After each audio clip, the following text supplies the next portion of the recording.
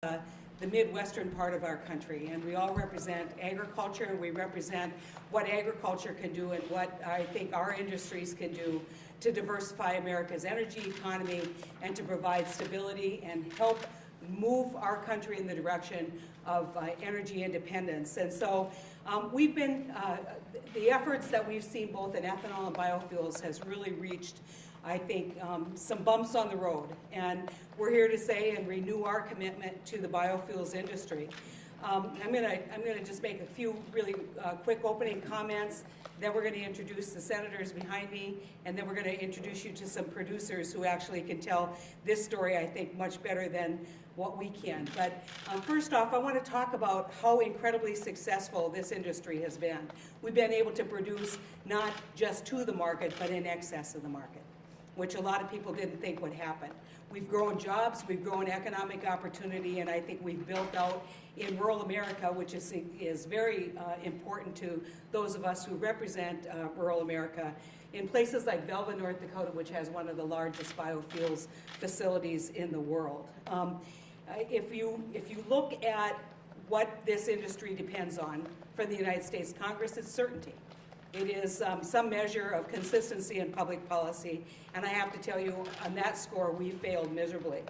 And as a result of that, this industry faces some unique challenges. And so today I'm going to announce some findings from the National Biofuels Board survey, which they recently took, that talks about how this uncertainty and how the failure to provide consistency in public policy is really affecting this industry. Nearly 80% of United States biodiesel producers have scaled back production this year, and almost 6 in 10 have idled production altogether. 2/3 of the producers said they have already reduced or anticipate reducing their workforce as a result of this turndown. 57% have idled production altogether or shut down a plant this year. And want to, just as somebody who has some experience in refining and in running a facility like this, I can tell you that shutting down a facility is a drastic move. It takes a lot of resources to bring that back up, and you don't want to see a facility completely eliminate production, because I will tell you that that creates some unique technological problems in a very advanced refinery such as what we have in the biodiesel area. 85% have delayed or canceled their expansion plans, and 98% attribute the weak industry conditions to the RFS proposal and the expiration of the biodiesel tax incentive. And so we're down, but we're not out. And I think we're here to say, hang on, help is on the way. We're hoping that we'll get some changes in public policy. But before I talk about what those are, I want to introduce my colleagues. And in this order, they'll give you a few comments as well. Senator Dick Durbin, who has been a champion of biofuels, has been I think you've probably toured and you have toured probably every facility in your state. Yeah. Just absolutely. He just said he invented the term. Biofuels, did you? Yeah, along with the internet. Dick invented the term. Along with the internet. Didn't I? Yes, Senator Maria Cantwell will be joining us in a little bit. Senator Amy Klobuchar from Minnesota, who we spend a lot of time talking about our unique region and what we can do working together, and along with Senator Al Franken, who's there with us, and also from one of those all-important I states, and you know Indiana, Illinois, and Iowa, big corn states, big agricultural producer states, but I know Senator Joe Donnelly has been a champion, and so we want to open this up for comments. We'll start with you, Dick. Thanks, Senator Heitkamp and my colleagues who've gathered here. America is recalibrating its energy picture. We want to make sure that biofuels are included in the future when it comes to America's energy, for 3 obvious reasons. What we can grow here and process here, refine here, and use here is going to lessen our need for importing petroleum products from overseas. Secondly, we know that this is a good, clean product that's going to reduce emissions and help us clean up the air. Some folks on the other side of the aisle may be in a debate among themselves about whether we have a problem. Most of us agree the best thing to do is find real solutions. Biofuels, part of the real solutions of cleaning up the environment so that this earth is in at least as good a shape, maybe even better when we hand it over to our kids. And the third one is very selfish. This industry creates real good-paying jobs. 5 different biofuels processing facilities in my state and more than 5,000 people with associated employment. When there's uncertainty about the future of biofuels, there's uncertainty about these jobs. And I care about that like every other senator who's gathered here today. So first and foremost, let's take care of the tax credit part of this. Let's get the extender bill done, which includes this biofuel tax credit. And secondly, beyond the biofuel tax credit, let's make sure that we continue to plead our case with the EPA. Their November preliminary rule is going to be disastrous, creating real uncertainty in the future of this industry. We need more certainty of growth in this industry that is going to keep creating good-paying jobs right here in America and serve the needs of America's energy future. I'm glad that Senator Heitkamp has brought us together today. The clarion call she's made about the alarm that's been sounded is one we're hearing all across America, particularly in the Midwest.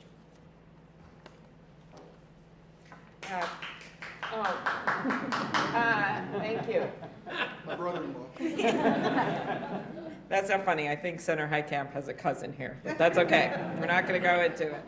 I first wanted to recognize Brian, who's the general manager of the Renewable Energy Group in Glenville, Minnesota. Where are you? Right over there. We're very excited to have Brian Christiansen here, a nice Scandinavian name from Minnesota. I just want to echo what people have been saying here. Biofuels, incredibly important to our country's energy supply, to the diversity of our energy. When you look at the numbers, we've reduced our dependency on foreign oil from somewhere from 60 to 40%. We know the 3 reasons we're doing better. Number 1, some of the work going on in North Dakota with oil and natural gas. Number 2, we have the fact that we finally increased our gas mileage standards for our country, so our cars can go farther, our trucks can go forward. And number 3, and not to be forgotten, is biofuels. It is now 10% of our nation's fuel supply. And every so often we have a colleague that's not from a state that has a lot of agriculture, and they say, oh, it's a boutique fuel. Well, that's not true. It's 10% of our nation's fuel supply. And that's why the renewable fuel standard has been so important.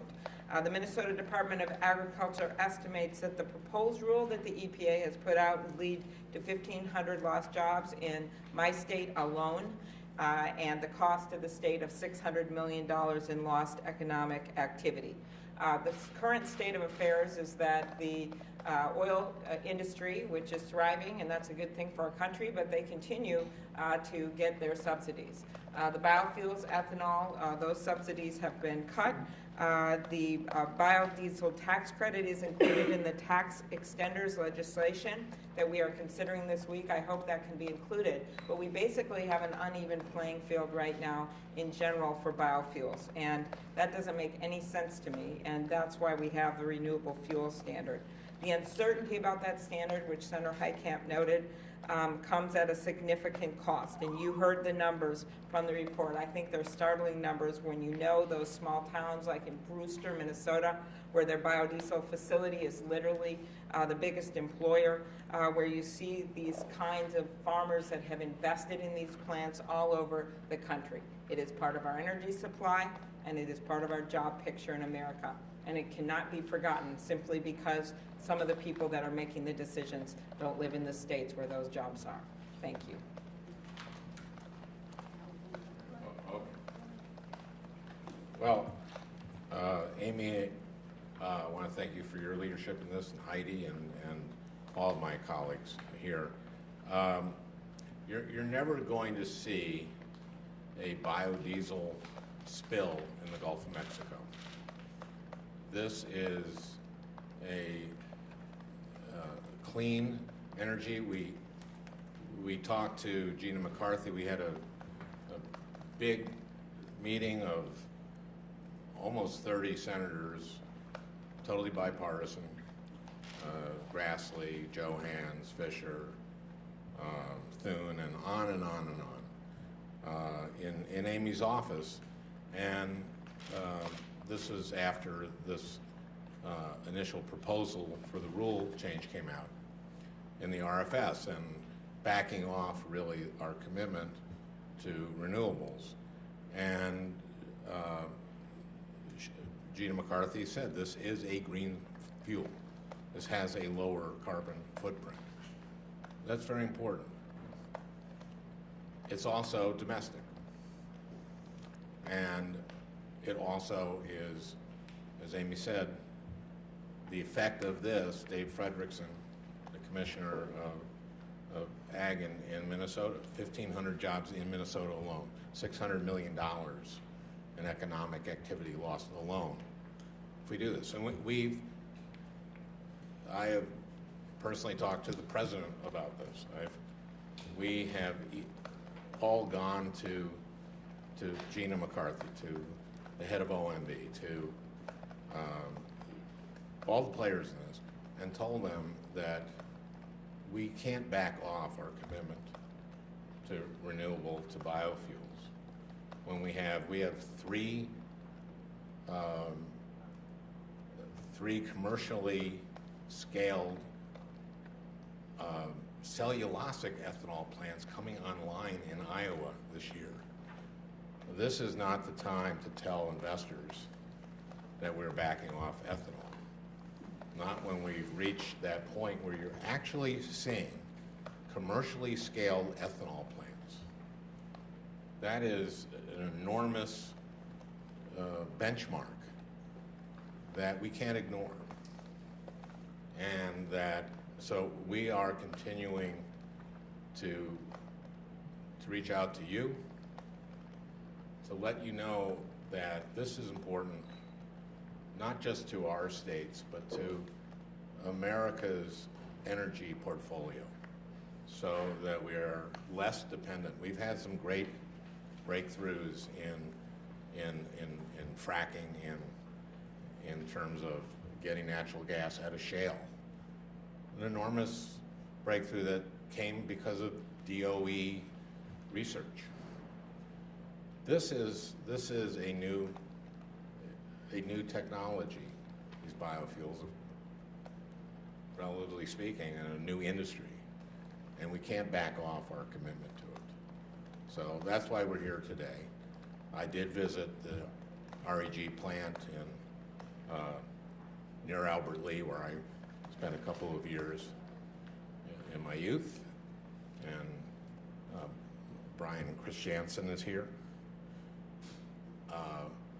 who runs that plant. These are jobs.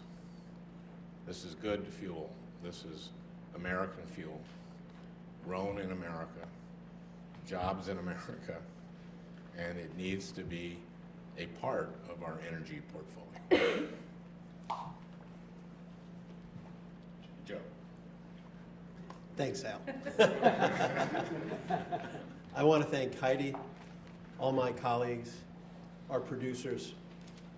This should be an easy decision. When you look at the benefits, you look at the environmental benefits, the jobs created. In Indiana, you have 5 biodiesel operations, 13 ethanol operations.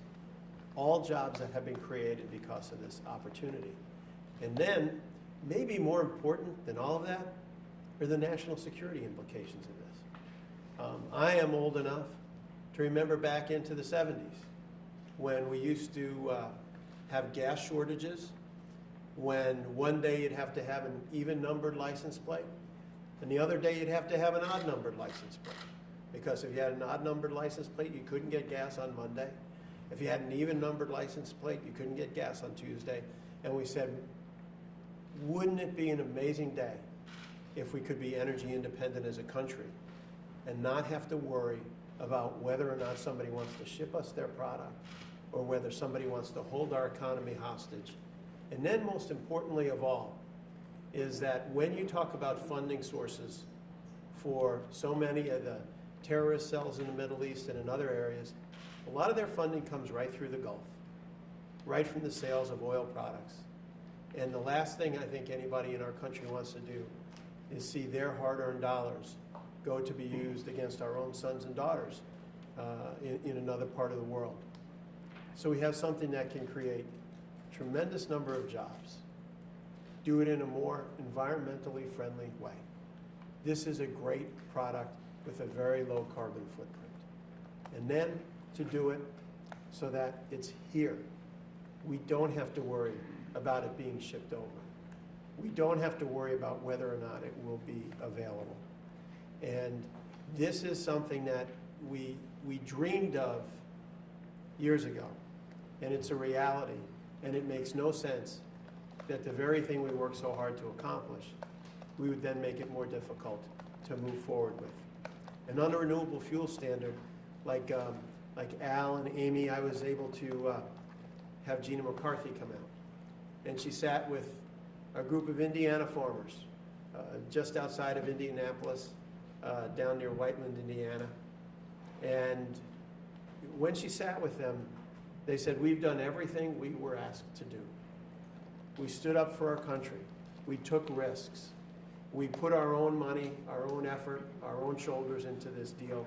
And now we've come through in every way, shape, and form. As Heidi was mentioning, they said nobody thought we could do it. And we have. And so to discourage the very thing we've been encouraging all along, that these plants were built on, seems to be very, very short-sighted. And so the RFS, which has been an incredible success, has moved our nation to energy independence. We need to make sure that we stand up and fight for it. Thank you very much. Well, thank you, Senator Heitkamp, for your leadership on this important issue. As somebody who comes from a state that has one of the largest facilities and certainly understands why it's important to replace diesel with biodiesel, thank you for your leadership. And it's great to be here with all my colleagues who are helping us to fight this battle. You know, we've come a long way since 2005 when we first, in the Energy Bill of 2005, introduced a standard for biodiesel that helped set the industry and the industry to move ahead. Since then, we've gone from 25 million gallons to 1.7 billion gallons. So it's an increase of more than 7,000%. So hats off to the industry and to all the job creation that my colleagues just talked about. But we're here today because we want to make sure that this product continues to grow. I'll also point out in my state we actually export biodiesel. So for me it's a clean product that is reaching new markets and new market opportunities. But for us here, we have some tremendous challenges because we need to make sure that these biodiesel industry pioneers continue to help have the incentives that will encourage their business to grow. One of these innovators here today, Jeff Haas from General Biodiesel in Seattle, turns restaurant grease and fish oil into fuel. And I can guarantee you that's a win-win situation. We can make use of waste products and we can overcome our major fuel challenges. Right now, he employs 24 people in Seattle, but we'd like him to employ more. They produce enough biodiesel with all the other biodiesel companies like them in our state. They could replace 3% of the diesel that we use in the state with these products that are grown from our region. So we want to continue to see these companies grow, but they face two challenges. One, the renewable fuel standard, and two, the biodiesel tax credit. The renewable fuel standard requirement is part of a legislation that is a process that is reset every year, and it sets that amount of biofuel mix. So with us producing 1.7 billion gallons of diesel in 2013, the Obama administration has proposed a lower floor. So we want to see that changed. We do not want to have 12,000 jobs in the United States of America hurt or those investments hurt. And so we want the administration to reconsider their decision. That's why we're all standing here today to say that this is an important investment and economic development opportunity for our country. A more positive note, the biodiesel tax credit that also gives investors certainty and predictability is moving through right now as part of the extenders package. So we do not want to see an extenders package fail or be done at the end of the year or next year or have the uncertainty on this tax credit. The more certainty we can give to these investors, the more investment we will see in biodiesel. That's why I'm joining my colleague, Senator Grassley, in sponsoring S-2021, which would change the biodiesel tax credit from a blender credit to a producer credit, and we hope that this will also produce some more predictability and certainty in the industry that we hope to foster more economic opportunity and cleaner sources of energy. So thank you very much, Senator Heitkamp, and thanks to all my colleagues. Well, We want to bring up a couple producers to give you the word from Main Street and from the farm, talk about what the challenges are that they confront in continuing to develop this industry. And a lot of you know North Dakota is a small place, but Matador, where I'm from, is even smaller. And it just so happens, it's not by any other reason, but the first person I'm going to introduce is Terry Gerger, who's a North Dakota producer. By full disclosure, he is like my cousin, and we went to school. He is my cousin. Okay, He's not and we like went to your be cousin. like really clear about this. And we went to school for 12 years, and we grew up a mile apart. But you might wonder why we're Matador, but it's just that special of a place, I want to say. So Terry, you want to come on up? It's a coincidence, folks. Good afternoon. My name is Terry Gerger. I'm a third-generation farmer from Matador, North Dakota, and I also own a farm seed company. I want to thank Senator Heitkamp for inviting me, and we've known each other, as she said, since we were kids. And Heidi, I sincerely appreciate your support of biodiesel and the RFS, and really proud of you for doing that. What was she like as a kid? She was wonderful. She actually was wonderful. I believe that. I believe that. The recent growth of biodiesel production has had a huge impact on North Dakota. Currently, we are one of the largest producing states because we have a sizable biodiesel plant at Velva, North Dakota, that currently employs directly 80 people with good-paying jobs. Locally sourced feedstocks, and it supports millions of dollars in local economic activity. But the uncertainty caused by these policy setbacks in Washington, with this proposed retreat from biodiesel volumes under the RFS and the expiration of the tax incentive, is threatening to unravel it. The uncertainty is bad for producers, it's bad for agriculture, it's bad for new investors, it's bad for the environment, and it's particularly bad for those of us who took cues from Congress and the administration and made the commitments to build a U.S. renewable fuels future. With the growth in the biodiesel industry over the past few years, a local business and farmers from my region were planning to build another North Dakota biodiesel plant in Hankinson. Needless to say, those plans will not happen under this type of policy uncertainty. Simply, we cannot rely on the tax credit to get the investors we feel like the EPA and administration are pulling the rug out from under us if it sticks to its current biodiesel proposal, particularly after encouraging folks to build up renewable fuels for so many years. The American farmers always raised food and feed for the world and has added fiber, plastics, and now renewable fuel feedstocks to help fill the domestic needs of energy for America. We want to continue to fill those needs. To finalize, this uncertainty doesn't have to happen.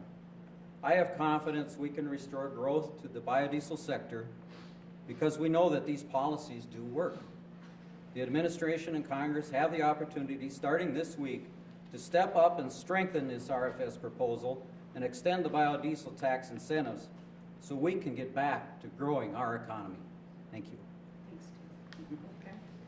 Next up, Al and I would like to bring up Brian Christiansen, who is the General Manager of the Renewable Energy Group Biodiesel Facility in Glenville, Minnesota. And while you might think his name makes you think he's our cousin, he's not our cousin.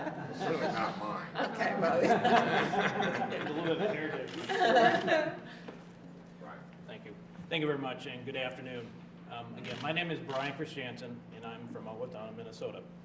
And I'm very happy to be joined here by my two home state senators, Senator Klobuchar, excuse me, sorry about that. Okay, it's not a skin anymore. Well, it's about as bad as Christiansen anyway, so, and Senator Franken.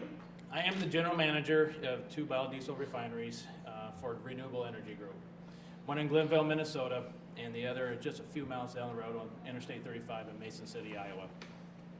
In addition to these two biorefineries, REG has 6 other plants in Iowa, Texas, and as well as Illinois. So Senator Durbin, we certainly appreciate and are happy to have you here today, as we have 90 million gallons of biodiesel from REG being produced in Seneca as well as Danville. I oversee 28 employees in Glenville and 24 in Mason City. This time last year, those jobs in Mason City were not there. That facility had been shut down for a long period of time. and primarily because of the early years of uncertainty of the federal biofuel policy. The biodiesel industry supports so many more jobs in the local economies themselves. For example, in Glenville, we actually recently completed a $20 million upgrade. They allow the refinery to produce biodiesel from several waste oils, including used cooking oil, animal fats from food production, and inedible corn oil from ethanol facilities. Senator Franken, we were happy to have you as an honored guest last year at our facility during the grand opening of that facility. I appreciate your support on that. I'm glad that's finished. Yep, and it's running very, very well too. Right. That upgrade produced project supported 70 to 80 construction jobs and scores of manufacturing jobs. It makes that plant much more viable to run year-round without any issues whatsoever, and we're very happy to have that. We are undergoing a similar upgrade at my Mason City facility as well, and that is also supporting extra construction jobs, and because my company believes, as you do, in the long-term future of biodiesel. The biodiesel industry supports tens of thousands of other jobs in the agriculture, transportation, and energy sector as well. Biodiesel has proven itself to be a successful homegrown, homemade product. If the administration chooses to go with a short-sighted EPA proposal, it does not just put domestic fuel into jeopardy, but it also harms the local economies and billions of dollars of investments, as you've heard already. Last year, we, as an industry, had a remarkable year for production. But those of us in the industry and our legislative champions here, we know that we can produce more cleaner fuels and environmental benefits as well, while creating more jobs here at home. I thank you all for coming here today, and especially Senator Klobuchar, I got it right, sorry, Senator Franken, and as well as Senator Durbin. Thank you. Thanks. Now we'll hear from Jeff Haas from General Biodiesel from the Seattle area. Thank you, Senator Cantwell, for the opportunity to speak on behalf of the biodiesel industry. My name is Jeff Haas, and I'm the CEO of General Biodiesel in Seattle. We're a growth phase renewable energy company making biodiesel from used cooking oil and other waste oils. Our low carbon waste to energy story is one of the shining stars of America's energy industry. After 3 straight years of sustained record growth, we set out to expand our operations in response to the market demand the RFS and the tax incentive helped create. Our steady track record enabled us to raise $6 million of new capital, including $1 million of a SEP loan from the U.S. Department of Energy. Yet remarkably, policymakers in Congress and the White House have set domestic renewable fuel production adrift after a series of curious decisions. We're nearly halfway through the year, and we still don't know what the RFS volume will be, or whether the biodiesel tax incentive will be reinstated. I can't overestimate, or I can't overstate the importance of these policies. They provide direction for every decision maker in the industry. Without direction, it's incredibly difficult to do business. It's analogous to setting off across the ocean without a compass for 6 months. With the administration's stated support for advanced biofuels under the RFS, we began construction to expand our capacity and launched a strategy for hiring skilled manufacturing employees at a time when manufacturing jobs are going overseas. The latest events in Washington, however, have created uncertainty for both our employees and our investors. The ramification of the policy indecision has been a soft market.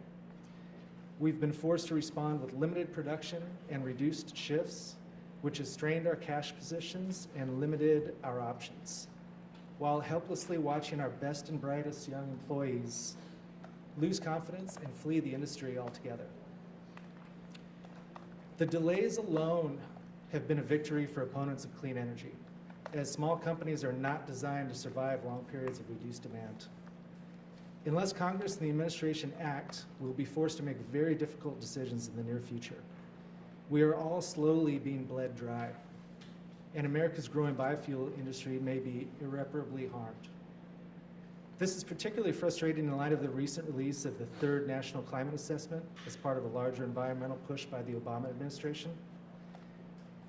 This kind of report should inspire us to lead and take action. We are seeing positive leadership in Washington State as Senators Cantwell and Murray have offered critical support for developing alternatives, including biodiesel, and Governor Jay Inslee has announced plans to develop a clean fuel standards for Washington State. Now we need the administration and Congress to row in the same direction. Biodiesel is an important part of a broad set of solutions for this country.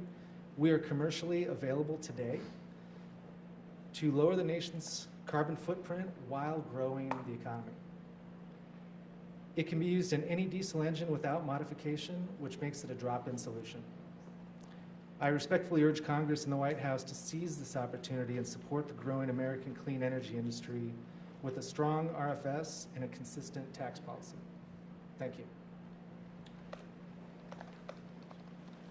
Thank you so much, and I think we have one more producer who owns White Mountain Biodiesel in North Haverland. Is that how you say that? Haverhill. North Haverhill. Haverhill.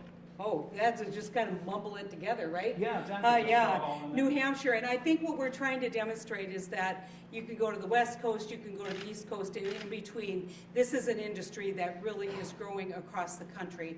And it's not just those of us from the Midwest, but it's all across providing opportunity and building out the resource for our consumers and for our environment. Thanks, Jeff. Yeah, my name is Wayne Presby, and I own. That's quite all right. I get called all kinds of things. Me too. I want to thank the senators for coming out and supporting this very important industry. And my U.S. Senator, Senator Shaheen, wanted to be here as well today, but couldn't make it because of a scheduling conflict.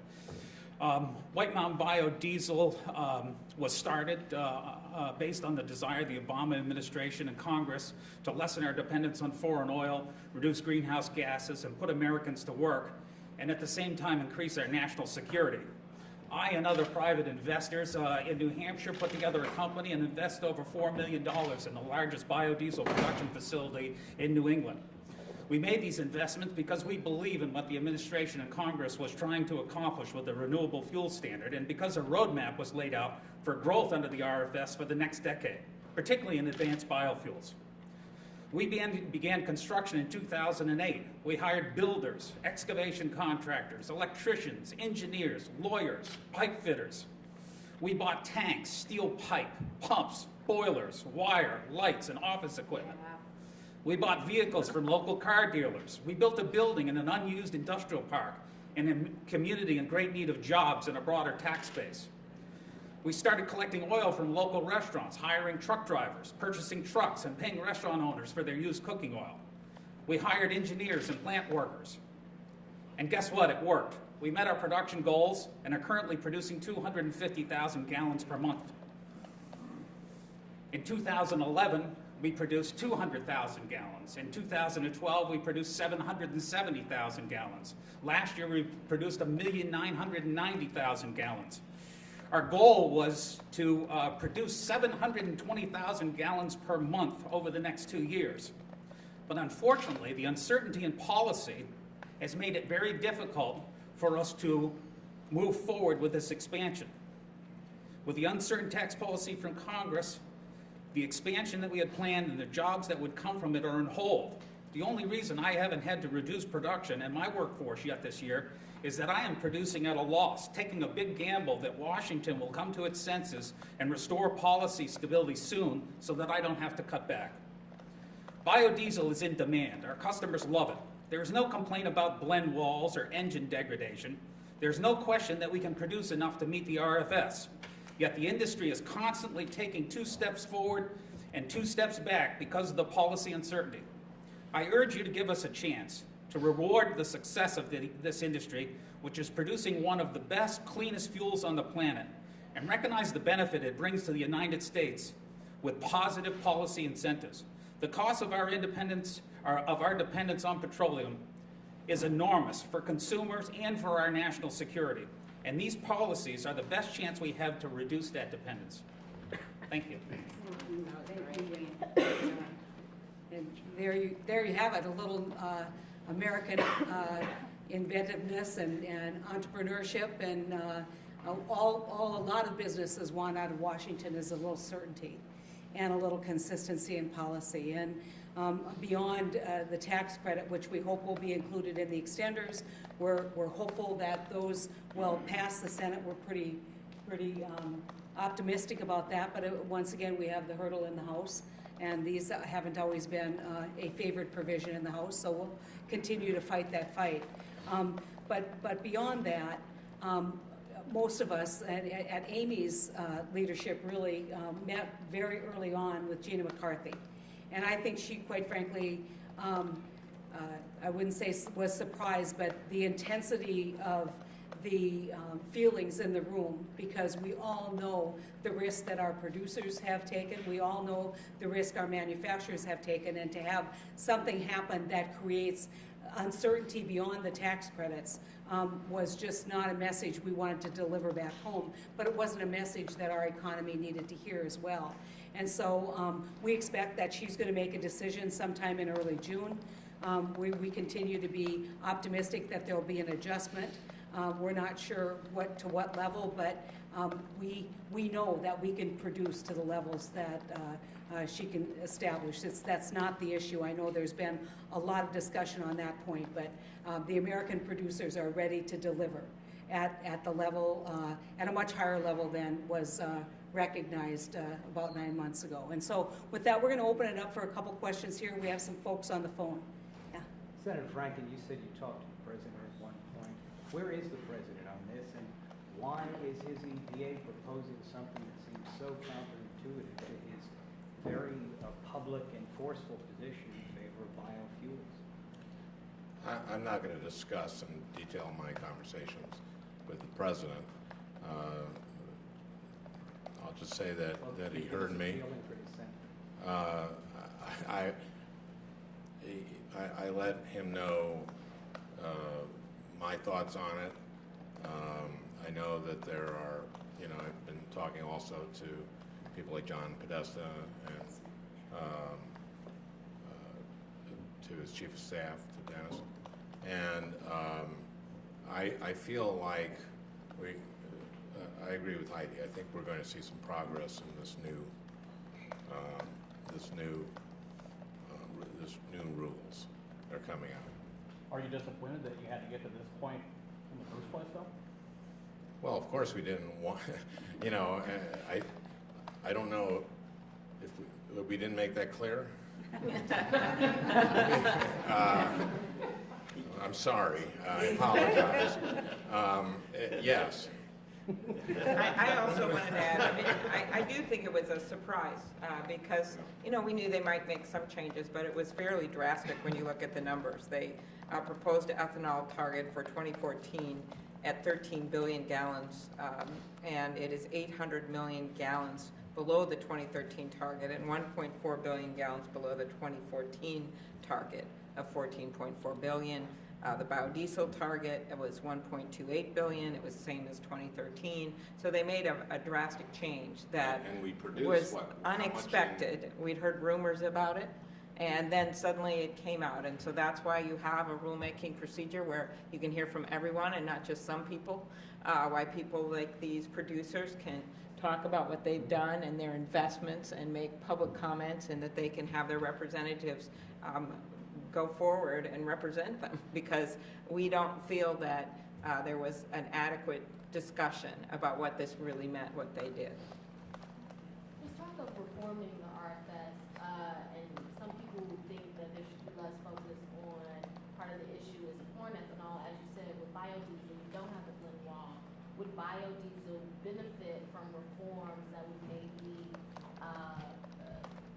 change mandates regarding corn ethanol or regarding traditional ethanol, and biodiesel maybe had separate targets or something of that nature, because them being linked together, is that hurting biodiesel? They do have They have separate. separate targets. I just went through, they were. And so two does separate. cellulosic. But I mean, overall, but altogether, the RFS is getting a rap right now when people are saying it's a broken process, and that's mostly based upon the blend wall. And that's not Yeah, biodiesel. and I think what we need to say is the process isn't broken. the decision-making was flawed.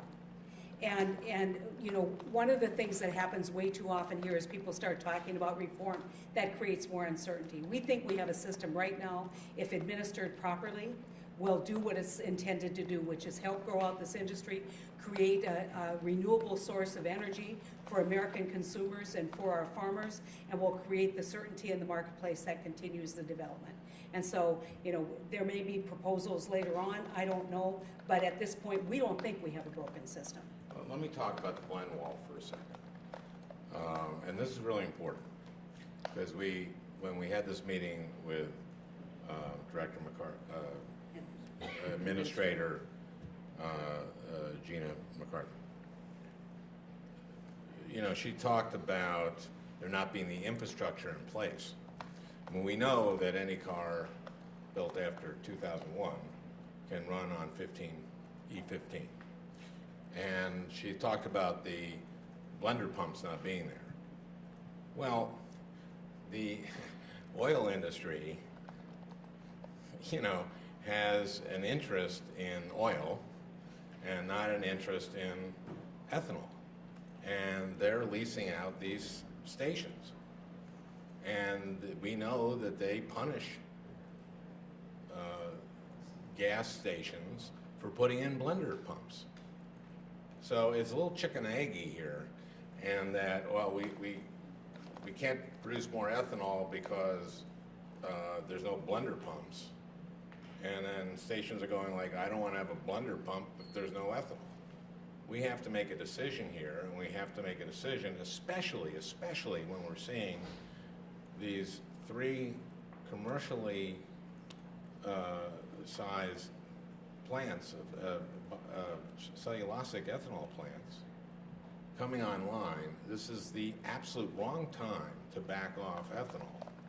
And we know from I'm on the Energy Committee, on the Energy and Natural Resources Committee, and we know from the car industry that we could be doing E30 on the modern fleet of cars. We could do that. And so this blend wall is a sort of a self-serving issue that is produced by the oil and gas industry. And this is a lot about letting the oil and gas industry dictate stuff that they shouldn't be dictating. Last question?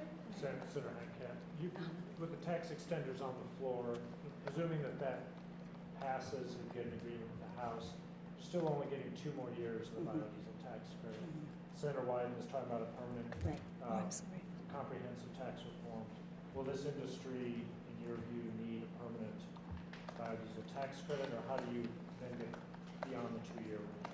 Well, obviously, I think if you heard Senator Wyden on the floor, and I was fortunate enough to be presiding at the time, so I had a chance to listen to him.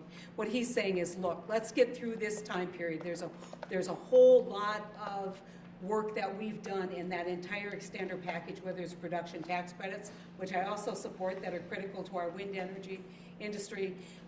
There's a whole lot there that we want to figure out how we are going to build our energy portfolio. Let's just take energy in a way that is balanced. And to me, the more diverse our portfolio is, the stronger it is. And obviously, we're going to be looking at all manner of legislation. It doesn't necessarily need to be tax, but looking at regulatory legislation, looking at how we can provide incentives to build out a diverse energy portfolio. I couldn't say, oh, go ahead, Maria. Sorry, go ahead. You don't go ahead. I was just going to add that the issue is, as these gentlemen said, when tax credits lapse and you have 6 months of unpredictable situations for investment, it really hurts your business. And so everybody around here knows the roller coaster that tax extenders in general have been on. So it really does great damage to the industry overall. So 2 years is helpful, and my guess is something like 5 years would be more helpful. And as I said earlier, focusing the credit on the producer as opposed to the blender also would probably help the industry grow significantly. But no one is necessarily saying, we're going to need this forever and ever. This is about getting a product and a fuel source launched that we believe yields great benefits to the United States. And we believe at some point that those incentives will have reached that point where we won't need this. But you know, we've got to keep in mind that there's a lot of oil incentives that are still on the table, and they're permanent. So this is about helping an industry grow, which is why we give the credit to begin with, because we want to pursue that as a national policy. So my sense is get the 2 years, don't have lapses, at least get to 5 years so that we don't, if Congress is Mickey Mousing around with extenders every, you know, dropping the ball, people are holding it up because they don't believe in predictability.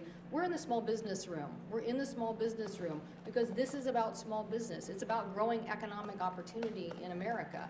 And when you don't pass with some certainty those extenders, you hurt the investment of these very industries that our colleagues said so well are the things that we're in other rooms, in other hearing rooms, expounding that we care so much about. So let's at least get a time period where that level of investment can be made. Yes, Joe? Do you believe that the biodiesel standard should be pegged to what the industry is capable of producing, or some other benchmark? Well, I personally would just do do the credit based on the producers and give them a credit. That would let 1,000 flowers bloom as it relates to an industry. As I said, we have biodiesel industries that are exporting in the United States. Why am I bringing that up? Because I'm showing you that there are markets for this product in other places across the globe.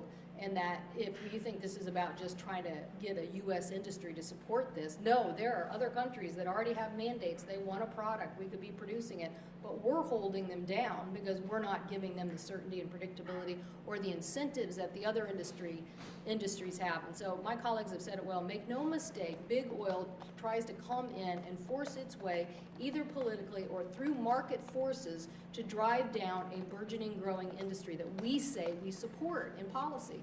So we got to get this right and make sure that these guys have enough muscle that we're helping them get this industry off the ground.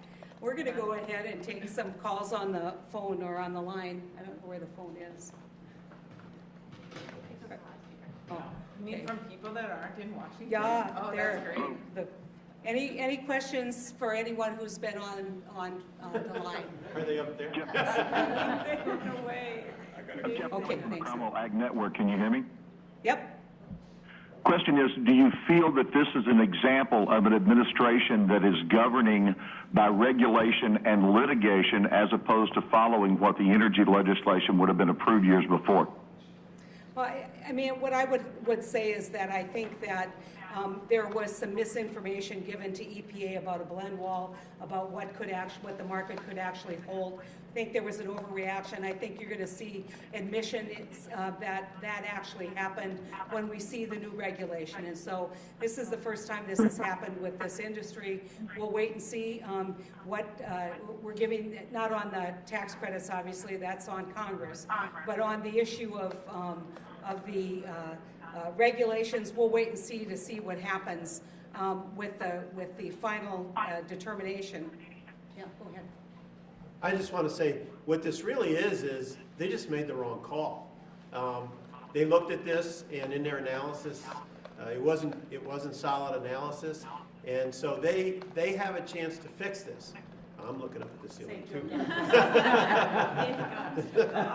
This is so they have a chance to fix this and get it right. And what we want to do is make sure that they have the right information, that they have all the information they need, and if they do, then we're expecting the right decision. Yeah. And I think we were concerned that we weren't consulted as much ahead of time, and we don't know exactly who they were listening to, but this is our opportunity to set the record straight. Well, we have time for one more question. Oh, okay. Well, thank you so much for coming.